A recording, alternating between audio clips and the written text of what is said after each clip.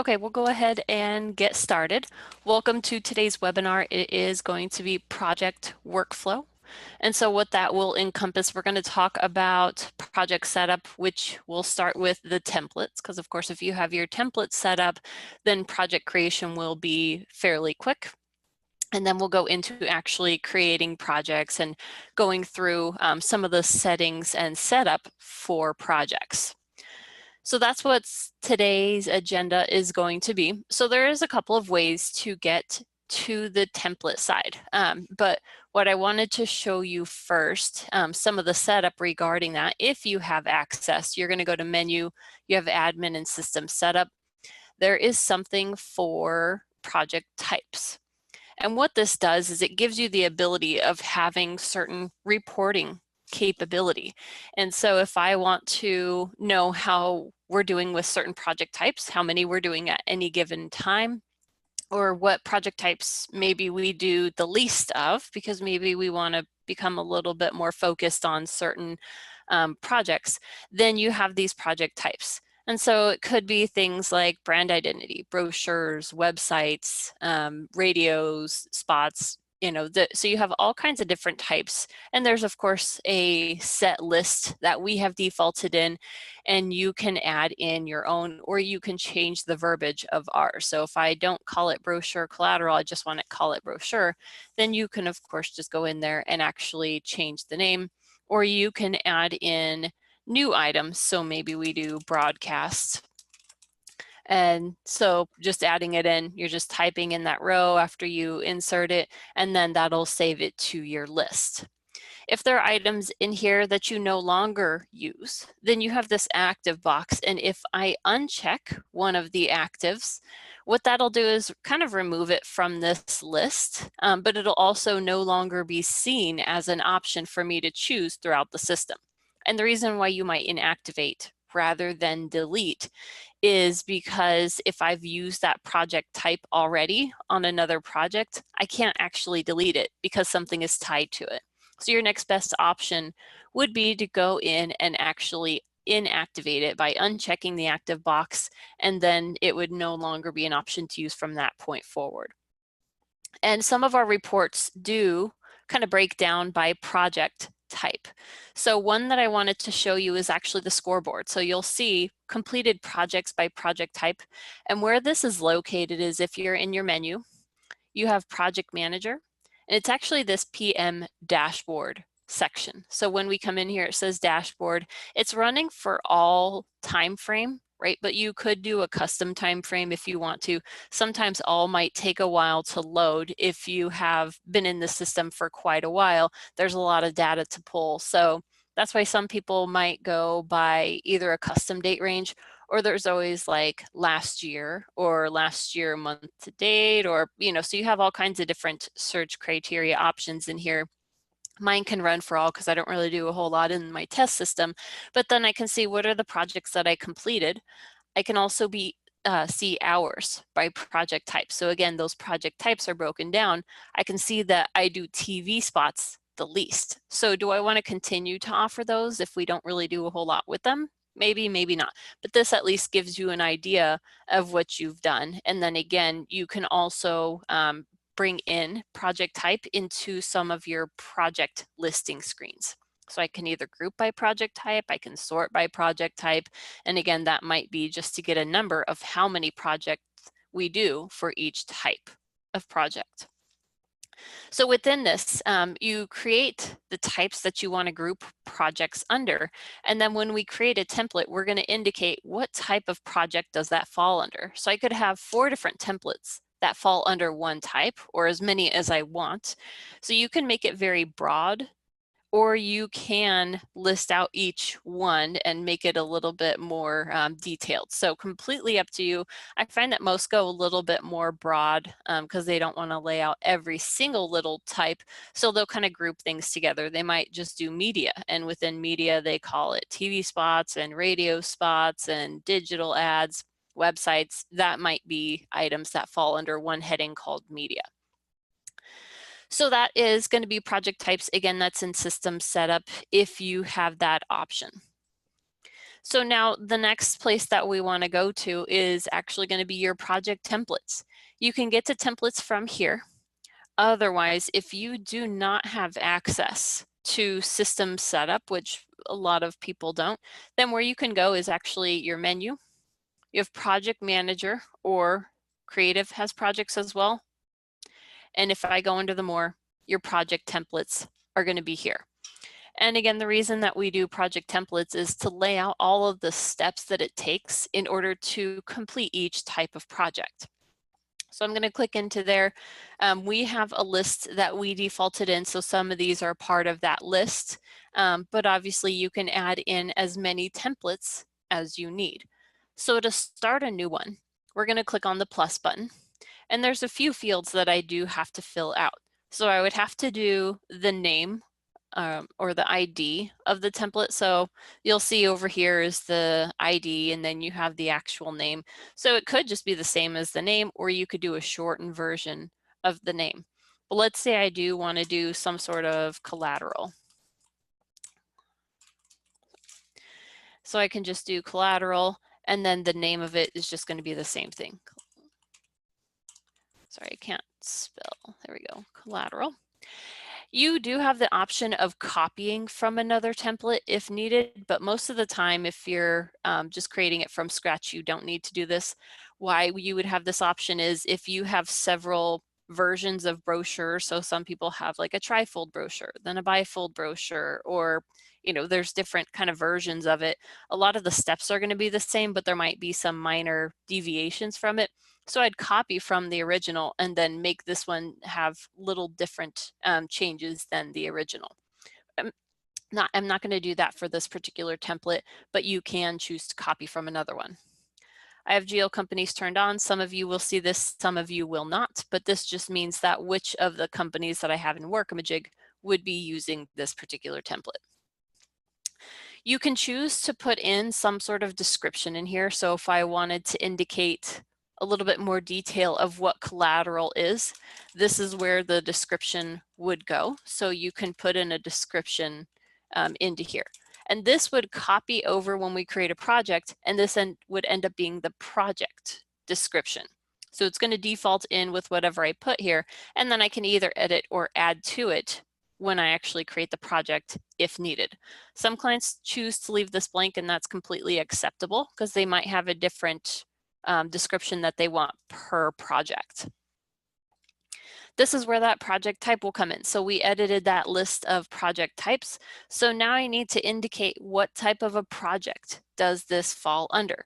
And you have that full list there. So if I want to go ahead and put this under brochure, then I can go ahead and tag it at the template level so that each time I create the project, this will already default in.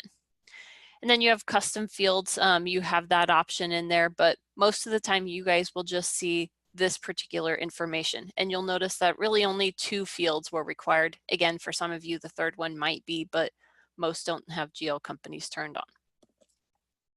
So I'm going to go ahead and save.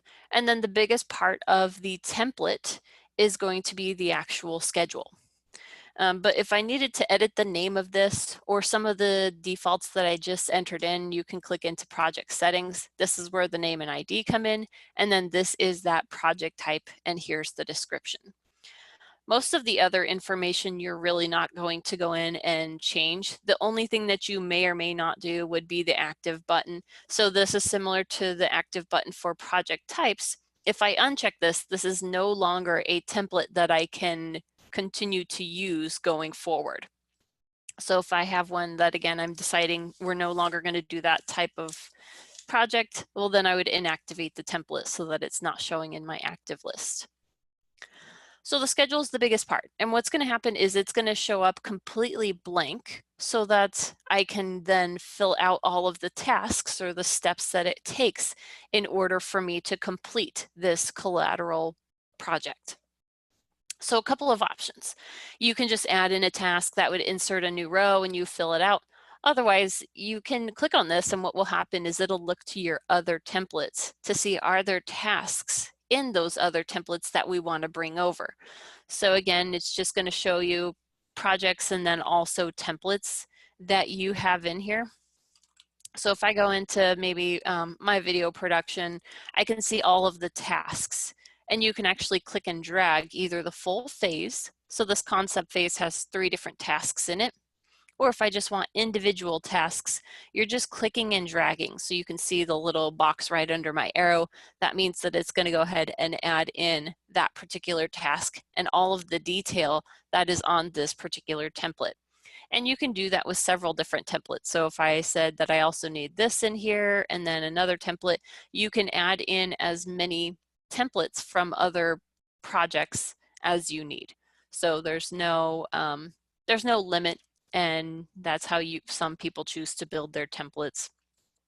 It just defaults in, so you do have those options if needed.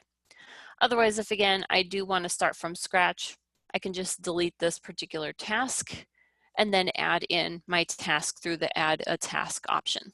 So again, it comes in blank, and the first thing that I want to do is figure out what is the first task or phase that we need to do to complete this project. So I'm going to say that we do some sort of concept phase. So if I'm doing a phase, I'm just entering this in, and I'm not going to do days or assignments or predecessors. If I say the first task that we do is going to be some sort of like kickoff meeting is what I hear a lot of people would do, kickoff meeting. So that's my first task, and I want that to be under concept. So you add in the task, and then you want to go ahead and move in the task. So there's these 3 little dots that show up when you hover over the line. Then we'll go ahead and that'll highlight concept to say this is the phase, and then this is the actual task that's under that phase. Typically your meeting takes just 1 day, so it happens on 1 day. So we're going to leave it at 1 day. And then you can take it a step further and indicate what are the typical roles that would be needed. So this would be basically adding in services. Well, typically for the kickoff meeting, you at least know that maybe you need account management. Maybe you also need your art person to be in there, or whatever you label it as. And maybe we also would use the admin to do notes. And you can add in as many services as you want. So maybe the project coordinator as well.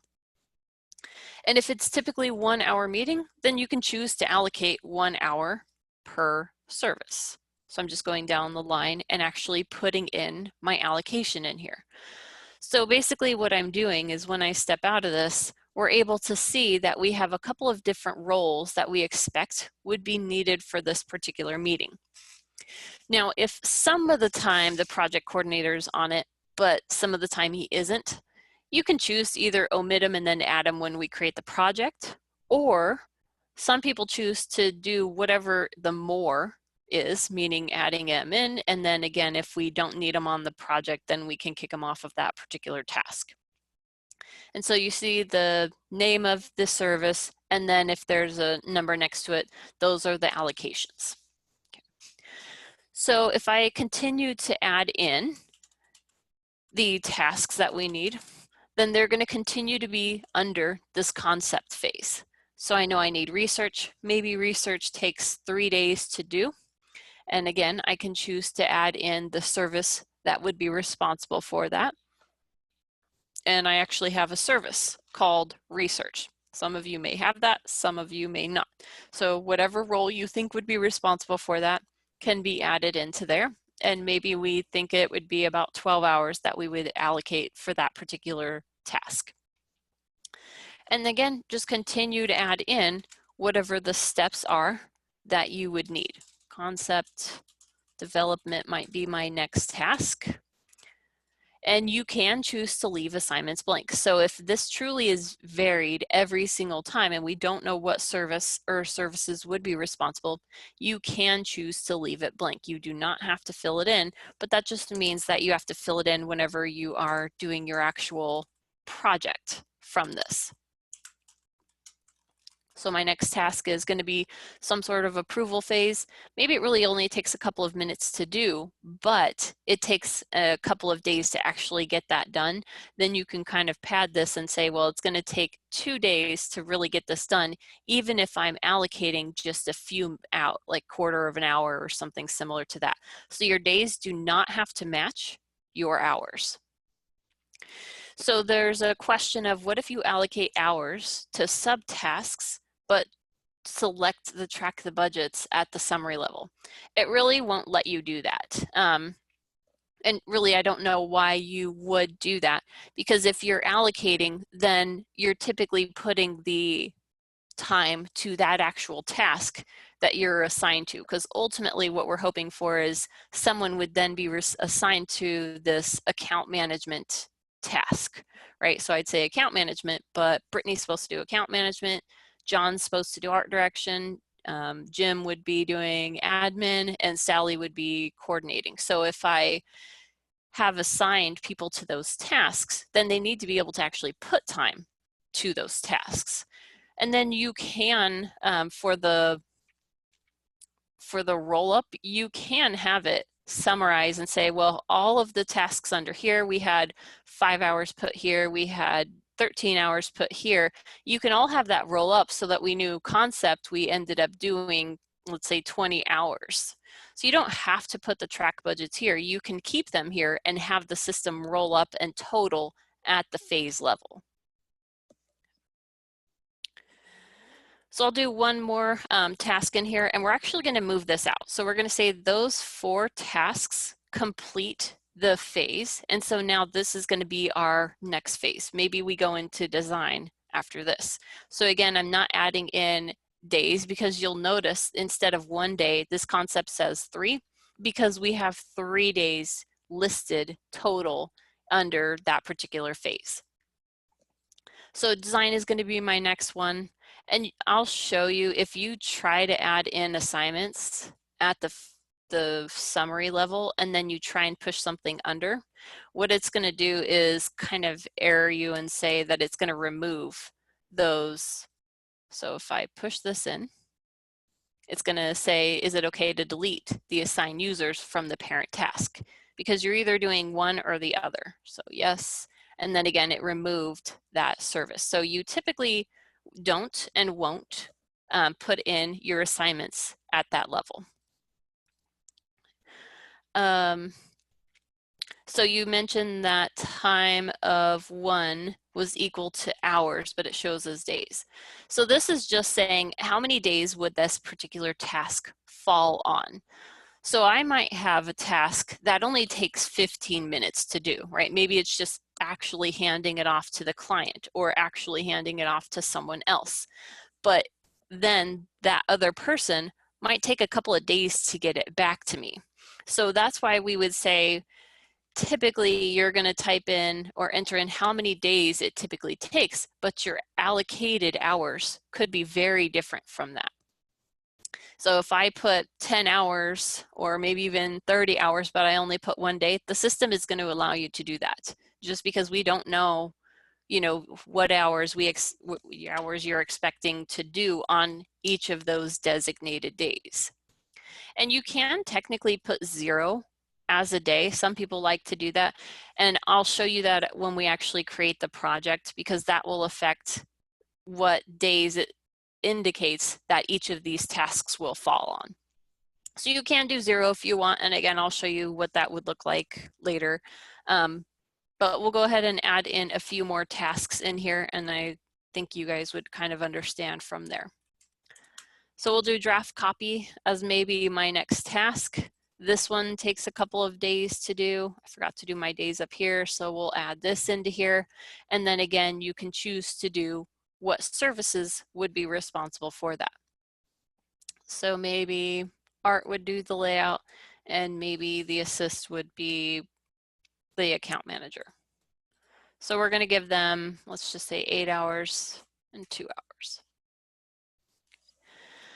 So I have my schedule, not fully built out, but again, I think you guys kind of have the idea of how we would add in those different tasks, how we push in and push out.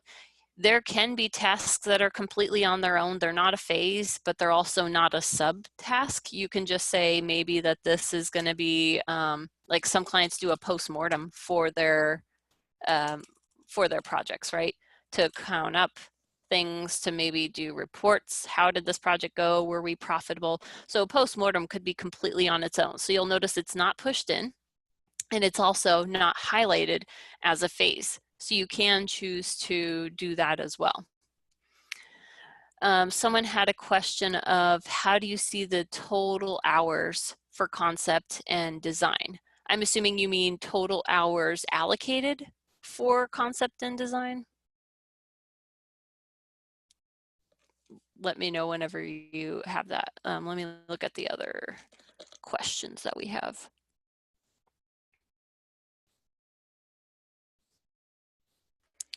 Someone asked, it appears summary days aren't adding up correctly. It looks like they should be 7 and not 3. That will make a little bit more sense once we do our predecessors. So ultimately, we're saying that all of these can start on the same day if we don't put in predecessors or dependencies. So that was going to be my next option, was going to be to do predecessors. So if I said everything's dependent on each task, meaning I can't start research until we've done the meeting, and I can't start concept development until we've done research, then you build in predecessors. So if I click on everything and just say that everything is linked together, then we're going to go ahead and link. And then what will happen is you'll notice now it's saying that that concept is 7 days because of how I did my predecessors. So how you read this is research is the first one that has a predecessor. It has a 2. That means line 2 has to be done or marked complete before this particular task can be started, right? So again, I can't do my kickoff meeting until I do research. And then same thing with this one. Concept development has line 3, meaning research has to be done before we can go into concepting. So your predecessors do play an important role on, number 1, the plan, start and end of the task. And so those are going to be really important. If I come in there, if you don't want to do the link and unlink by checking all of them, you can check or click into the little pencil button, and then that'll bring up everything, and you can choose to remove or add in predecessors from there. So if I come in and say I don't want it to be at the phase level, I want it to be at the individual subtask level, then you can come in and go in and edit that. And it'll always highlight so you can see it's in gray. That'll tell you which task you're on so that you know what the predecessor should be. Right, so now I have a waterfall schedule, which is what a lot of clients would have. And that's how you can build out those predecessors. So then your days column will make a little bit more sense. You'll notice I have a save button up here. So it has not saved as I've gone through. I have to go in and save it if I truly do want to keep all of the changes that I've done. So it hasn't saved anything. If I close out and don't save, then my schedule is going to be completely blank. So once I'm done, and if you do try and close out, it'll ask you if you want to save. So that'll be an important part. But now that whole schedule is going to be built out. Couple of kind of housekeeping tips would be, if you click on the arrows, you saw the move in and move out so that you can either make it dependent or independent. You can also duplicate a task. So we'll have some clients that tell us that they might do a review round with a client a couple of different times. So they create it, they send it off to the client makes their feedback and comments on there, and then they go through, they make the edits, and then they might send it back to the client. So you can duplicate a task if you need to. So if I said this, that maybe we do this concept review a couple of different times in the schedule, then what I would do is say duplicate the task, it'll create it, and then I can move it wherever it needs to go. Couple of different items in here. So you see there's a line between draft and postmortem. Otherwise, if I move it up a little bit, it'll completely highlight draft copy in blue. What will happen is if I leave it here, it's going to make draft copy like design. It'll end up being a summary. If I do it between there, then it's just going to add it right under that particular, those different tasks.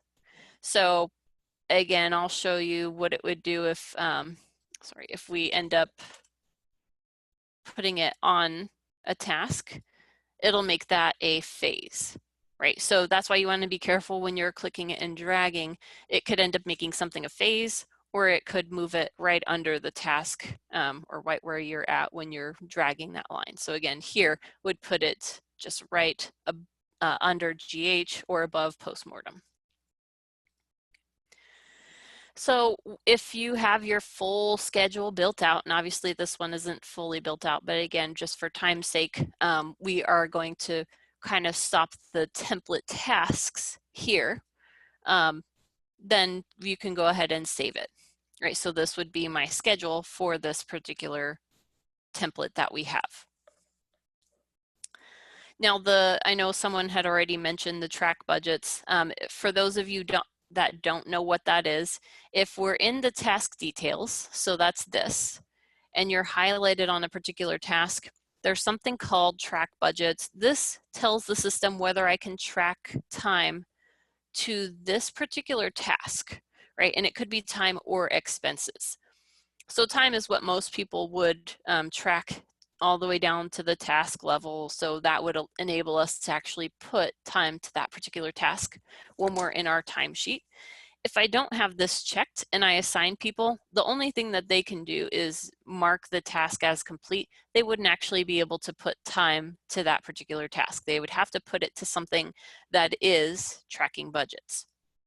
So that's what that whole track budgets meant, is can we actually put time to it and can we put expenses to it? I would say if you're unsure, leave it checked, because there's no downfall to allowing people to put time to it.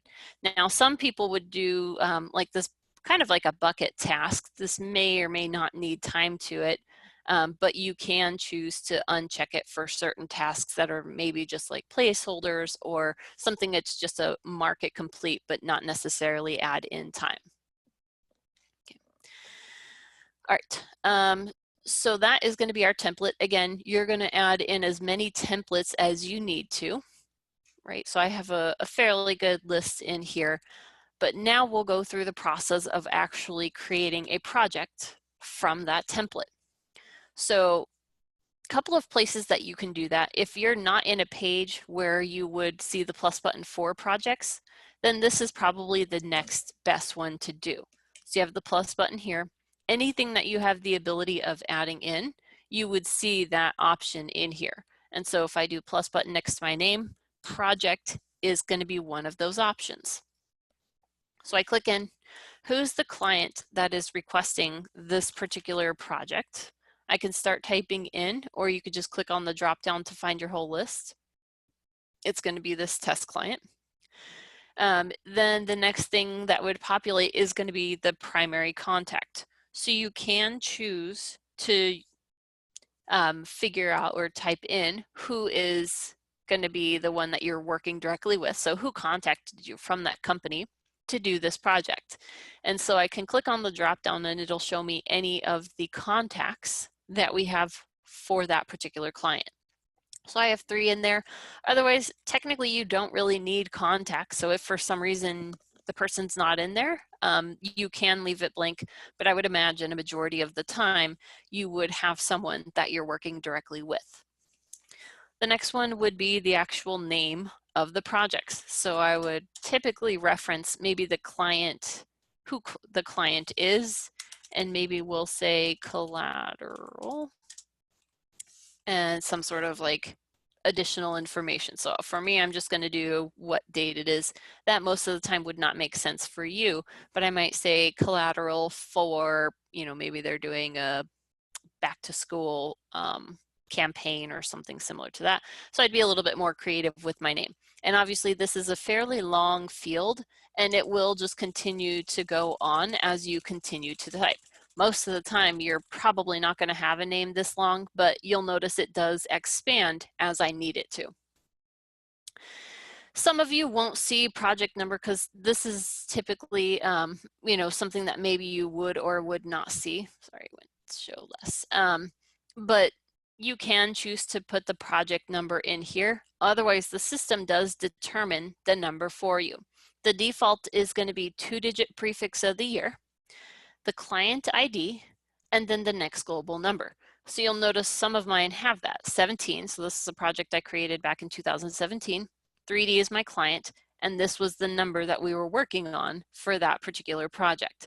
So that's what it'll default to, but there are different options. If you have a different numbering system or nomenclature for project numbers, you can set that up, and then whatever you choose, it would go off of that. But again, for this one, it would be 20-TCO, and I'm not sure what number I'm on, but it would give me whatever the next global number is. So I can leave this blank. Next is going to be the actual template to copy. So if I don't choose one, then my schedule is going to be blank. But if you're putting all that work into your templates, then typically you do want to go ahead and actually use the templates that you've created. So here's my collateral one that we created.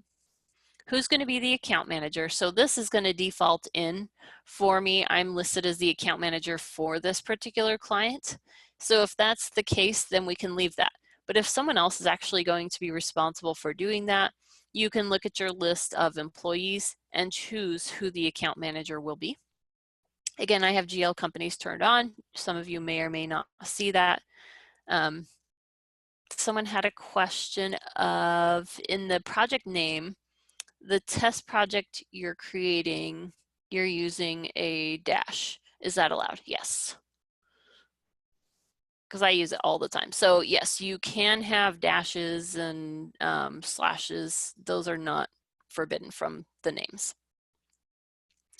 Okay, so the GL company was one of the fields.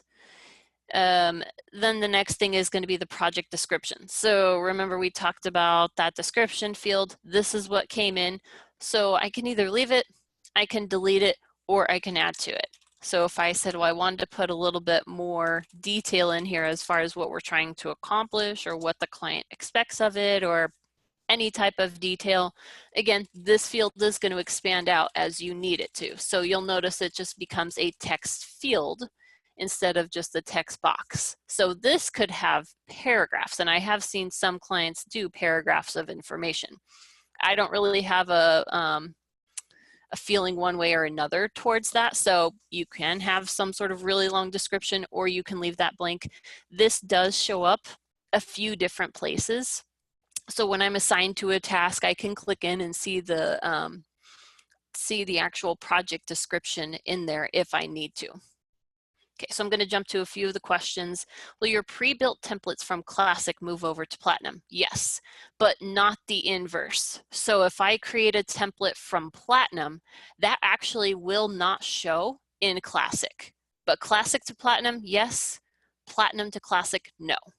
And the reason is because templates are actually their own item within Platinum. They aren't just a project that we have a checkbox for template like we do in the Flash version. So yes, Classic to Platinum works, Platinum to Classic does not.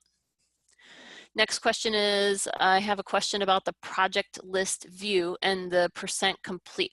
Is the percent complete based off of tasks completed or number of hours tracked? So it would actually be tasks completed. So when I mark a task as complete, it's 100% done for that particular task. And so that would move that percentage because it doesn't know if I put 2 hours, am I 20% done? Am I 15? Even if you have allocations, because we never assume that someone's going to do the exact number that you allocated. I mean, a lot of times it does happen where it is the exact number, but we truly don't know if you put in 10 hours, what percent you're done. So it is based off of marking tasks complete. Next question is, if my designer wants to see how many total hours have been allocated to her project versus how many hours she has used and remaining, is there an easy way to see that? Yes. So let me create this project and I'll go into the budget tab because that can show allocated hours, it can show estimated hours, and then it'll also show actual hours. So the next field is going to be start date. This would be, when do you actually expect to start the project? And of course, it'll just default to today, but you can technically backtrack it, or you can say it actually starts next week.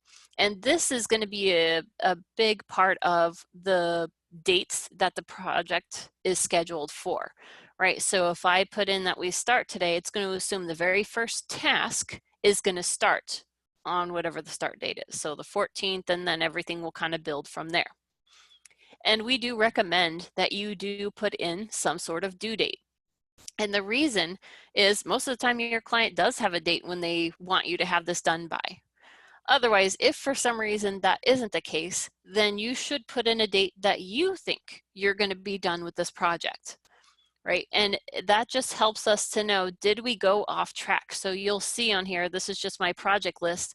I have a couple of task indicators that are red, meaning that we are not completing some of these projects on time, or we're coming up on deadlines and we're not quite done yet. So you have green, which means you're on schedule. Red means you're not on schedule. Yellow means that we're kind of cutting it close. Next field is going to be campaign. So some clients, of course, have campaigns that they're working on for their particular client. Their client might have a couple of things, and again, back to school is something that most people can understand, that there might be a few different things that they need within that back to school blast or back to school campaign. So they create the campaign, which is kind of the umbrella to house a bunch of different projects under, because I don't want one project to have multiple different projects that we're doing under it. So really you create the campaign, that's kind of the top level, and then you can add as many or as few projects to it as possible. So if I have my campaign already created, then I can click on it and I can choose which campaign does this fall under. If it's just a project on its own, then obviously you don't need to fill out this particular field. Okay, so client, the contact, the name, what template you're using if needed, do you want to expand on the description, and then start and due date. That's really the only fields that you need to do. You'll notice there are other ones in here that you can choose to fill out if needed, but really those are the primary ones that you're going to complete.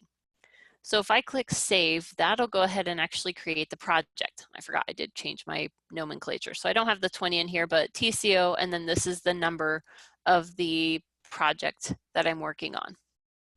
So a couple of different questions. How do you get the project number to appear when adding the project? As soon as you save on that page, it will actually assign the project number. So this is it. Oh, okay, so you're talking about the actual view. So when you do the plus button, you did not see the option to add in the project number. That's going to be a system setting. So when you're in the add a project, if I click into here, you'll see a couple of different things. I have these two turned on, right? So project number, so that was one of the fields. I also had account manager. That's not typical, but it's just something that I did in my test site. So if you're not seeing some of those fields, if you have the option, because this is something that usually admins or managers would do, you have system settings here, and then that's when you can choose what should show and what should not. The next question was, does the task have to be marked complete before a team member can access the next task when using predecessors, or does the ability to access the next task in list number 2, for instance, based on the team member exhausting the time allocated? So it is based off of completion of the previous task. Okay, so a lot of times when you are assigned to a task, your Creative Today page, so that page that is here, that actually shows what tasks you're assigned to, and most of you will have this view, so I'll switch over to it. But your page should be set up to where it's only showing tasks that are ready to work. And ready to work means all of the predecessors for it have been completed. Now, there's different setup for this page, so some people might change theirs and not do completed predecessors only, right? So mine is set to show everything. But if I check this box, then it's only showing me tasks that are ready to work. The default is this is checked. So if someone hasn't gone in and adjusted it, then you are only seeing what's ready to work. But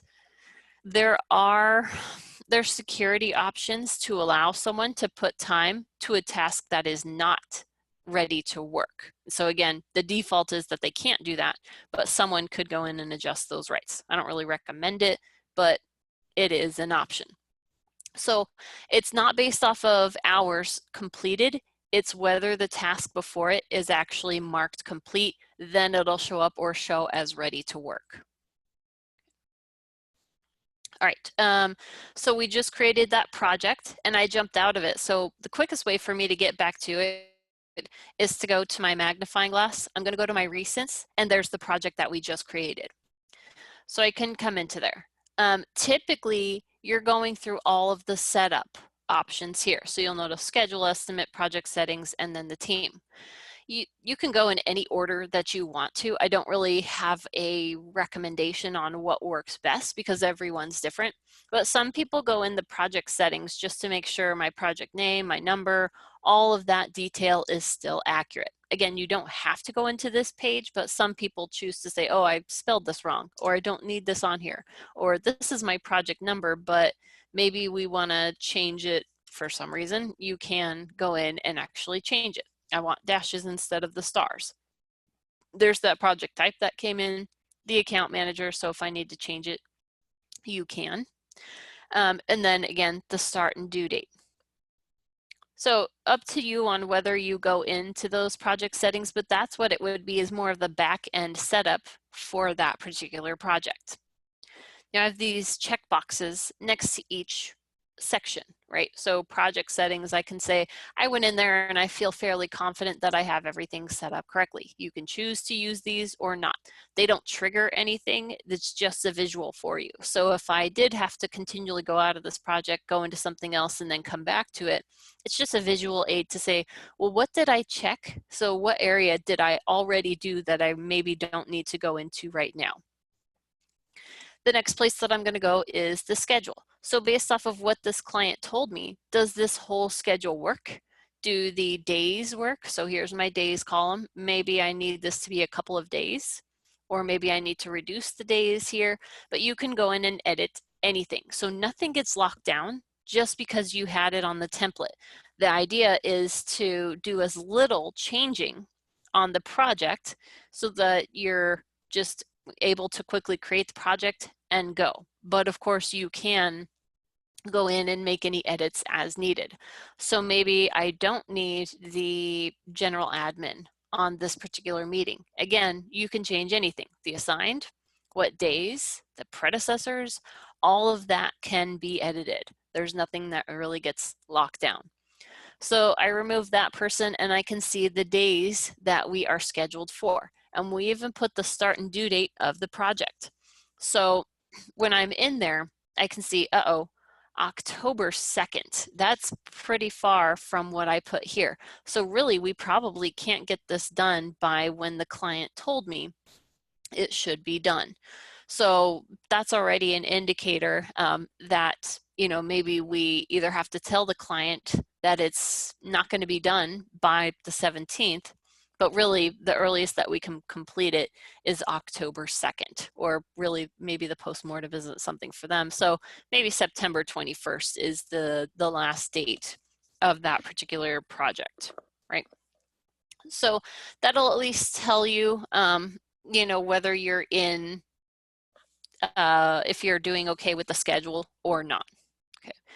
But if I change anything, that's obviously going to roll the rest of it. So let's say that I'm going to give this 3 days. You're going to notice that instead of the 23rd, this is going to change a bit, right? So now it says the 24th because it's the next day. This is skipping over any holidays that you guys have in the Workamajig calendar. So that's one thing that we always recommend, is that you put in any holidays that you observe so that the system already skips over those as non-working days, and it also skips weekends. So those are already built into the system automatically. So once you have done any changes, you can go ahead and save. A couple of things that you can choose to do now, if you would like, is you can assign. So if I said, well, the account manager is going to be me, you can assign people here if needed. Otherwise, there is another way to go in and assign, and so I'll show you that in just a second. Someone had a question of, can you replicate phases just like tasks? Yes. And the way to do it is going to sound odd, but what you're going to do is go into the templates. You're going to find your template that has that phase, even if it's the one that you already used, collaboration, or collateral. And if I said, well, we need to do this whole phase over again, so let's say we have 2 of them in a row, now you're just going to click and drag it. So right there. So now you see concept and concept. So you can either go into the template that has it, or technically you can actually go into the actual project that you're working on. So if I type in the project number that we're in, all of those tasks will show in there, and you can click and drag it in. And so it's kind of the same as doing the copy when you're, or duplicate task in here. So that's how I would recommend it, is do that because it shows projects and also the templates. The next question was, let's see. My projects are heavily involved with predecessors. Is there a way or a hard stop to prohibit someone from being able to complete something without the predecessor being complete? This happens somewhat frequently. It usually results in the person having to do their tasks twice or redo it. So are you, I mean, this might be something you would have to take offline, but ultimately it sounds like your people have rights to see tasks that maybe aren't ready to work. So I would say we'd probably want to go in and check the security settings, right, to see what rights they have. And again, you would probably want to edit their ability of going in and marking or putting time to tasks that aren't complete. So I would say you'd probably want to discuss that one with your account manager, maybe do a call on it, because that sounds like an important one to discuss.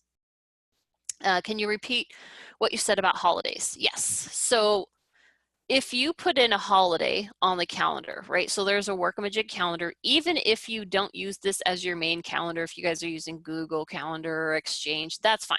We're not asking you to switch. But at a minimum, what we want you to do is, so on Monday we had a holiday. What we would want you to do is put in that that was Labor Day. It would be an all-day meeting, and we would typically put it to a public company meeting. So if you left the defaults in your calendar, this is one of the defaults. So you'd put it here and you'd say it's blocked out. And then what will happen is, let's say we have a task that's a 4-day task and it starts on the 17th. This would be 1 day, this would be 1 day, this would be 1 day, and this would be 1 day. So that one would span from the 17th to the 22nd, skipping the 21st because we have this holiday in there. So at a minimum, again, even if you're using Exchange as your main calendar, an admin would typically put in all of the holidays or the days that you guys are off and observing, and you would put that on a public company meetings. You would not have to put in attendees because this one assumes everyone that's in the company is a part of it. So that's what I meant by holidays, is if you have any in there that are blocked out and it's all day, it's assuming you're not working on that day. So it's not going to schedule any tasks to be worked on. Doesn't mean you can't put time on a holiday, but it just means that the actual plan, start, and complete are not going to fall on or over that day. It'll just skip it. The next question was, where do you recommend placing the specifics of a particular task? So that typically could go, whoops, hold on a second. That would go in your actual task details. So you're highlighting on the task, and then you open this if it's not already open. If it's blue, it's open. And if you do this show more option, a lot of people put in the description here on this task description. And then this is something that would show if you're actually assigned to that particular task. So that's probably where I would recommend doing that. Next question is it possible to assign a task to a freelancer? We need to create a user for this. Do we need to create a user for this, or can we assign a task to a vendor? You can assign it to a vendor, but there are contacts, right? So they may not be a full user in the system, but you can add in a contact. So that's the actual person. And then if you put the contact on the team tab, so I'll show you that in a bit, then you can actually assign. And if you give them a free user login, so their own Workamajig, they can even mark the task as complete. They can't put time to it because they're a free user, so time entry is a paid user, but you can at least assign them to the task and they can mark it as complete. So again, I'll show you that once we get out of here. Next question is, for that holiday, if you already select a task to be due, will it shift the next day? Yes, because once we do this, if you add the holiday today, it's not actually going to reflect in the schedule today, but once we do the nightly schedule update, so every night the system kind of cycles through, looks at everything and says, oh, well, you didn't start that task, so now it's going to span from the 15th instead of the 14th. So it does the nightly update. That's when it'll catch, oh, there's a holiday on here, so it will go ahead and skip over that working day. But again, it has to go through the nightly process. So if I add that in today, it's not going to reflect until tomorrow. Let's see. Yeah, okay, so that's all the questions that I can see for right now. So once you've gone in and adjusted, again, you can choose to assign from here, but I want to jump out of the schedule if I feel like I edited it enough and I have all the tasks set up correctly, and I'm going to save and close out. And then next place, since we were kind of talking about it, we'll just jump to team. So we'll talk about estimates in a bit. But if I come to the team tab, if I assign someone on the tasks, they're going to default in. Otherwise, I need to come in and click on the plus button to actually add in who's going to be working on this. So if I know that Brian's available, Ben's available, and let's go Mary, you can go in and actually add them. And so they would then show on the team. I was talking about being able to add contacts in here. Then in that plus button, you'll notice there was a staff toggle, but there's actually contacts and client contacts. So if they're a vendor, right, and you add the contact in and link it to the vendor record, they would show under contacts. So then I would actually see my contacts in here. You would choose the contact, right? So new employee is my contact, and then I can actually assign them. So if I go back to the schedule and I say that they're going to be on, let's just say this particular task, when I come in here, I would then see the person's name was new employee. So there they are. And you won't see that, them as an option until they're actually in the team tab. So if you didn't add them to the team tab and you click on the drop down and you don't see them, you have to add them into the team first. Okay. So I was mentioning that there's another way to assign, and that would be within this team tab. So once you pull in the members that are going to be working on it, you'll notice that there's a service listed for each one. Where this is populating from is actually the employee records. There's something called a default service. So you can indicate most of the time, what did they do? Or what is their title that they were hired for, right? So if you do put that in, then something shows here.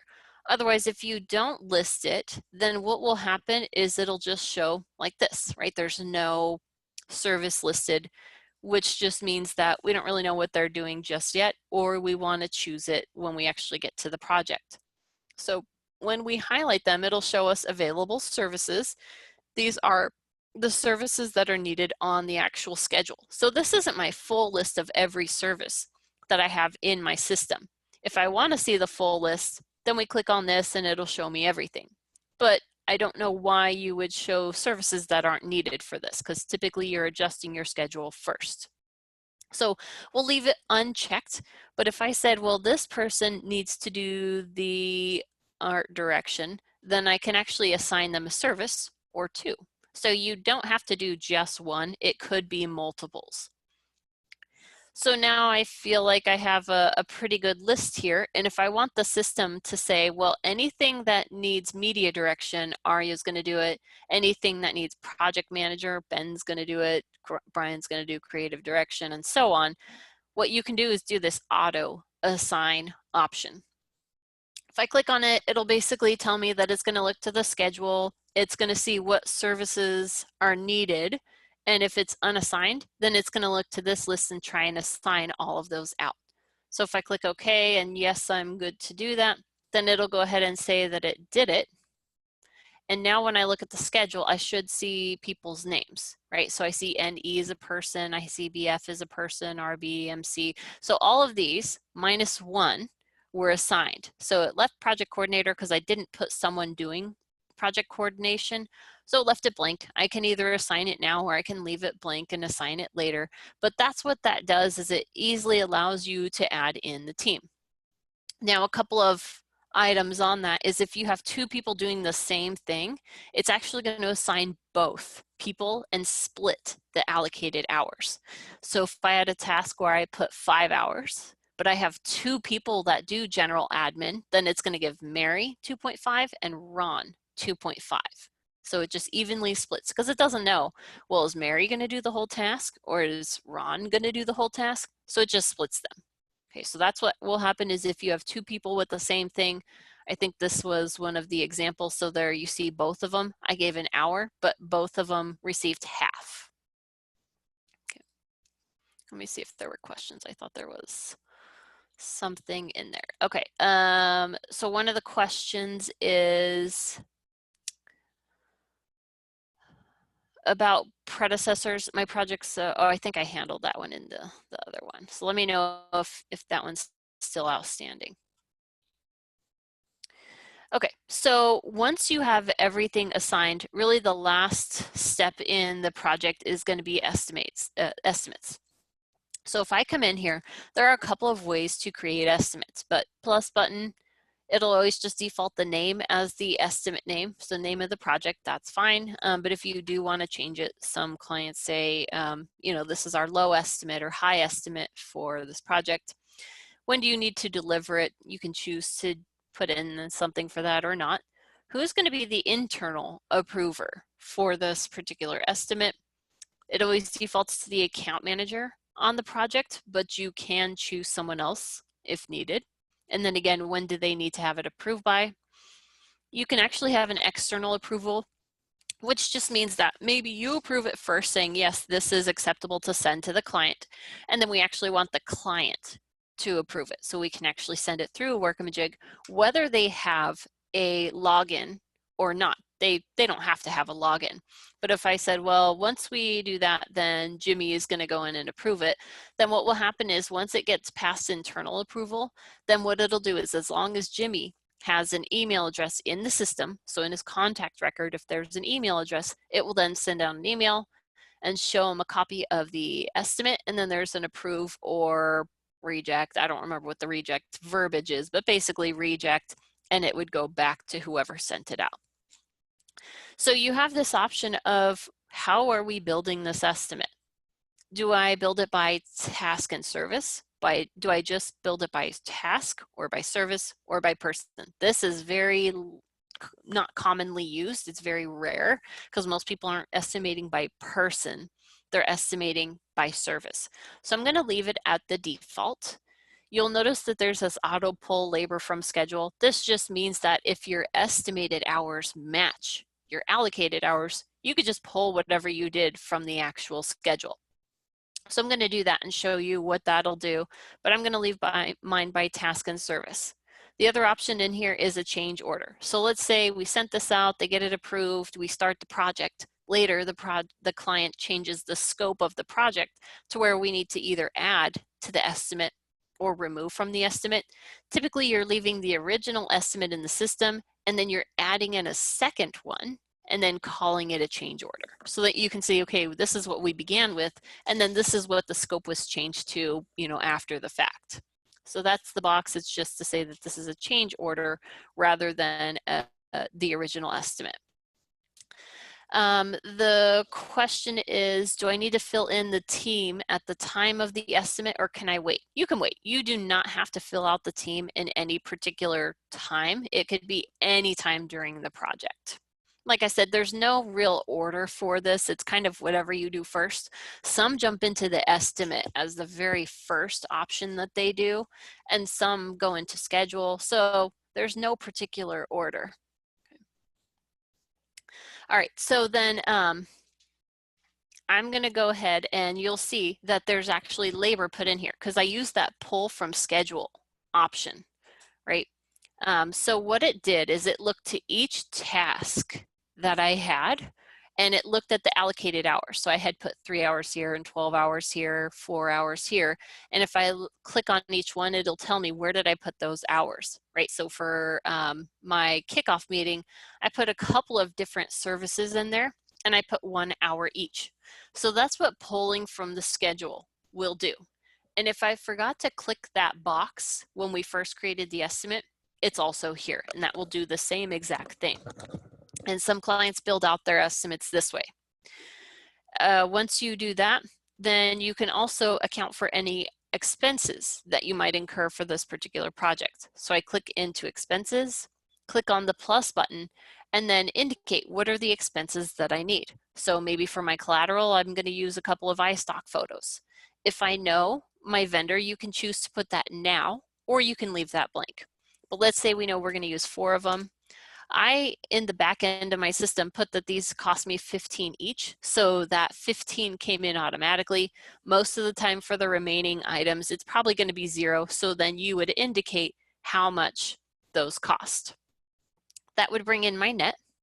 And then if I'm going to mark it up to the client, maybe I mark up 10% or 15%, I'm going to put that in there, and then this would be my gross for that particular expense. If I have additional items that I need for this, then I can go in and actually choose what other items I have.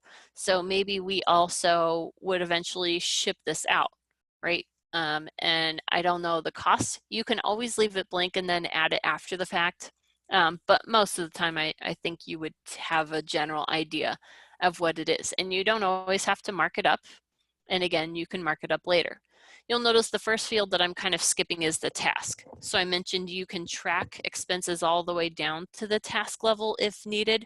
So this would be that option of saying, well, this particular item goes all the way down to research, or it goes down to concept development. Again, I don't have a lot of clients that use that, but it is an option. And you can add in as many expenses as you need to. So I'll just do maybe one more. It's printing. Maybe I know we always use the same printing company, so we're just going to do Tesco. We need 1,000 of them. It cost me $125 each. Okay. So then once you fill out all of your expenses, you can close out, and so then you have your total. So it'll total labor, total expenses, give you that grand total, and then if you have taxes set up, then of course it's going to give you the taxes there. You also get a general summary of labor, right? So this is, I put that there was 4 hours of account management, 10 hours here, 1 hour here. So it just gives you that general total of labor that you have in there. So I'm the approver. So I have an approve button. Otherwise, if I was not the approver, this would be a submit button, and it would go to whoever is listed as the approver. So I'm going to go ahead and approve, and then now that's been approved, and you'll notice this now flipped to sent, because before it was not sent, but since I have it approved, then it went out to Jiminy Cricket, and he gets it in his email to go in and approve. You can choose to print this out, which a lot of people would do. So if you're in the more of the estimate, you go in and print, and then it would show you a copy that you have for this particular estimate. Now these in themselves can be edited, so a lot of people don't want to show totals by labor and expenses. They just want to say labor was 7,100, expenses was 1,400, so here's your total, here's your taxes, voila. There's all kinds of different ways to do that, but if you go into your more, there's these estimate settings here. If I come in, there's what we call estimate templates. So if I choose detailed, I'm going to go ahead and save, and then when I print, it should look a little bit different. So right now it broke it down by task, because that's how I set up that particular template, is to go by task and give me all the detail. So it's painstakingly give me a lot of detail. Some clients choose to go down to that level. Otherwise, again, as you keep changing what you use as far as your template, it's going to be different. So some, clients will go in and just put what it actually costs us, because then if we want to show a lot to our client or little, that can all be done through those layouts. Okay, So now once I click out of there, I have an approved estimate. That becomes the budget for my project. Okay, so that becomes the budget. And if I come into this budget tab of the project, then it'll show me what we've budgeted. It can show you what you've allocated, right? So here's all of my labor. Here is my actual hours, and obviously I haven't put any, but I mentioned this also totals up your allocated hours. Okay, so I put allocated hours, and I also have budgeted hours, which could be a little bit different. But you can go by item, which is what this is doing. You can go by type, which will kind of do billing items if you have billing items set up. Some people like to go by task instead, so then they would go by task, or you can go by person. Sorry, I think I need to refresh, but so that would be how you can see allocated versus actual versus your budgeted hours as well. So sorry, it was messing up before, but then this would be, you know, by task, you would have all of that. Now, the reason mine are 0 is because I did do the external approval, so they haven't technically approved it, so that's why it isn't showing up here. But if I hadn't have done that external approval, then we would see those totals. So if I just kick him out of here and save, then I should see those totals in there. And again, it would show the allocated hours, estimated hours, that kind of thing. So now you're actually seeing some of those totals in here. And your budget page will take a little bit to load, but ultimately it will. The allocated hours is not a default that we have. So this one is not what we've defaulted in here. So some of you may need to go in and adjust what you see here. And that's going to be under your more. Again, if you have system settings, then it'll kind of group it out by labor. Here's expenses. So you'll see labor settings, expenses settings. So if I go in and edit, this is where you can actually toggle on allocated hours or a gross, because some people don't want to see hours, they want to see dollars. So you can choose to turn that on, but you'll notice there's a lot of different options to turn on in here, like even what was billed. And then your display order is what shows where on here. Okay. So if you don't see allocated hours, but you do want to see it on here, just adjust it or have one of your admins adjust it if needed. And some clients want to see where we actually got some of those totals. So these are going to be clickable fields. So it'll show you, hey, this is where we got those totals from. Same thing with the pretty much anything that's underlined. That's something that's clickable, and it'll actually pull up how it got that number. So really, that's mostly it. The last thing to do is putting it into an active status. Okay, so there's different project statuses which determine, is this considered active? Should we be working on this, or should it not be considered active and people don't see it to work on it? So if it's active, then if you're assigned to tasks, you see that project. You have project status here. If I click in, then I can then say, well, now we need to put it into production. So I can go and put it in production. It would then show on this list, because this list is a list of active projects. So it doesn't show anything inactive. It would just show my active projects. So let me take a look at the questions that we have. If invoices templates are set, do we have to create an estimate template? Yes, because they are completely separate. There's different fields, there's different functions. So yes, you would need to go in and adjust estimate templates in addition to invoice templates. Let's see. So Amanda, I see your question, specific security settings. If you can just email that into support@workamajig.com, that'll go directly to your account manager, and then they can maybe set up a call, because I think that may need to be a call rather than an email, but just email it in and then they'll set it up. So support@workamajig.com. So that is project workflow. Again, I would suggest working on your project types if needed, and then also go through your templates. If you guys are not using templates, then probably the best way to go is taking a look at previous projects that you've done and say, okay, well, this is a website. These are the tasks that we had. Did this make sense? If so, then copy from those tasks that you have in that project to build out that template. And then once your templates are all built, then obviously it would probably make your project creation a lot faster and easier. And most of the time, you're going to continue to adjust those templates because processes change, everything might change, or you might say, well, we need to make this more granular, or we need to make this more